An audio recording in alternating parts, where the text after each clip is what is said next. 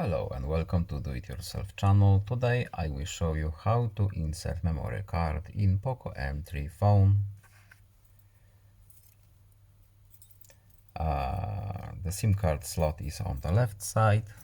We need to insert pin here, like this.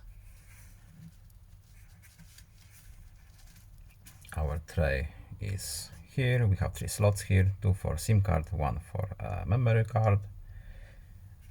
We simply need to fit our memory card like this and slide it back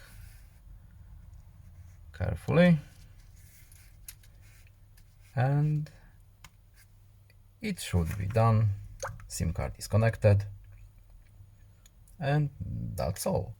I hope this video was helpful to you. Please leave a like and subscribe. Have a nice day and see you in the next video. Goodbye.